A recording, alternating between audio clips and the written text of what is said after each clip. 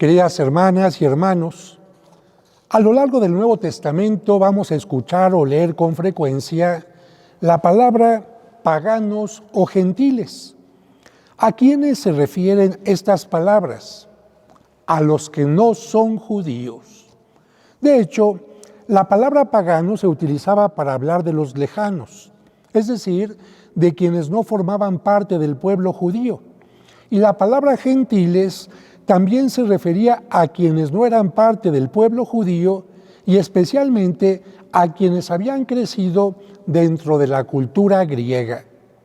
Hay que recordar que dentro del plan de Dios estuvo formar primero a un pueblo en el que iría mostrando su voluntad, el pueblo de Israel. Así, Dios eligió a Abraham, con quien comenzó el pueblo elegido, y a través de sus sucesores, que estaban marcados con la circuncisión, fue mostrando su presencia y su ayuda. Sin embargo, a ese pueblo se fueron uniendo personas como Ruth, que no fue judía, pero creyó en el verdadero Dios, y Dios las aceptó, no porque fueran parte del pueblo judío, sino por su fe. Ya en tiempo de Cristo, que surgió en un ambiente judío, porque él mismo, su madre y sus apóstoles eran judíos, fueron muchos judíos, la mayoría, los que lo siguieron y aceptaron como el Mesías. Sin embargo, hubo también personas que no eran judías y creyeron en él, como el caso de la mujer que tocó su manto y fue curada, o el del militar romano a quien Jesús le sanó a un ser querido. Con esto, Jesús deja claro que su salvación no era únicamente para los judíos, sino para toda la humanidad. Sin embargo, muchos de los judíos que al seguir a Cristo se habían vuelto cristianos, pensaban que la salvación era solo para los judíos que siguieran a Cristo, pero que los paganos o gentiles estaban excluidos de esta salvación. Por lo que si un pagano o gentil quería ser cristiano, tenía primero que, fíjense bien, tenía primero que hacerse judío, circuncidarse si era hombre y cumplir con todos los ritos y costumbres judías. Y por otra parte, algunos de los paganos que seguían a Cristo pensaban que era suficiente con seguir a Cristo y no tenían por qué hacerse judíos. Esto, como escuchamos en la primera lectura de hoy, ocasionó una discusión entre ambos grupos, discusión que llegó hasta San Pablo y los apóstoles. ¿Quiénes tenían la razón? Para convertirse en discípulos de Cristo resucitado, ¿era necesario primero ser judío? ¿O esto ya no era importante? ¿Y si habría una nueva página en la Biblia? De acuerdo a las acciones de Cristo, que no excluyó a nadie, para responder a esta pregunta, los apóstoles se reunieron en Jerusalén en lo que se conoce como el primer concilio para tomar una decisión.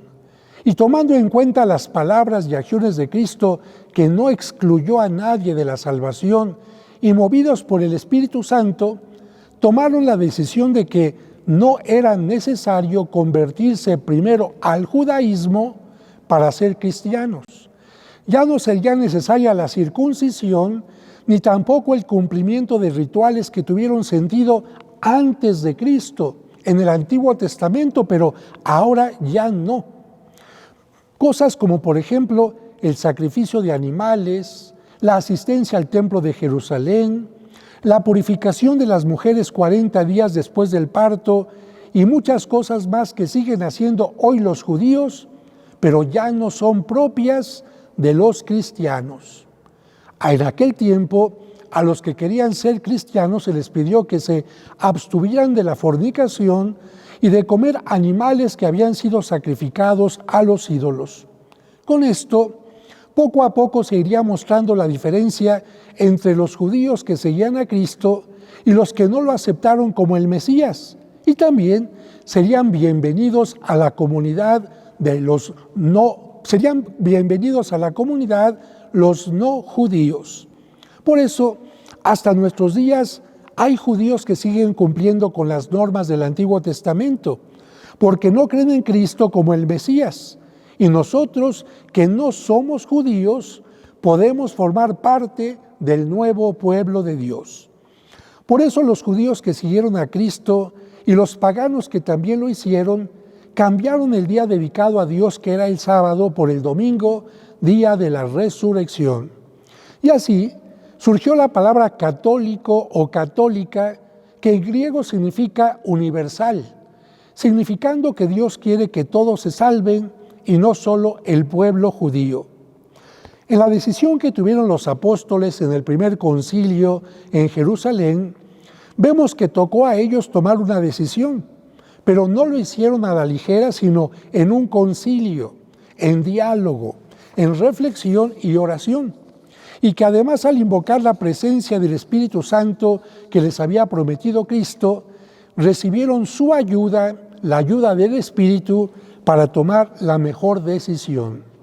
Por eso, hasta el día de hoy, cuando en la Iglesia hay puntos que los pontífices, los papas u obispos necesitan definir, se recurre a un concilio y a la invocación del Espíritu Santo.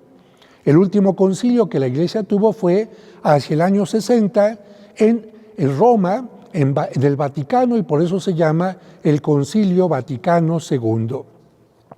Y esto del concilio y la presencia del Espíritu Santo es necesario porque, aunque Cristo tocó muchos temas que quedaron en el Evangelio, la Iglesia es una comunidad viva en la que siempre aparecen nuevos temas en los que los cristianos tienen que ser iluminados por el Papa.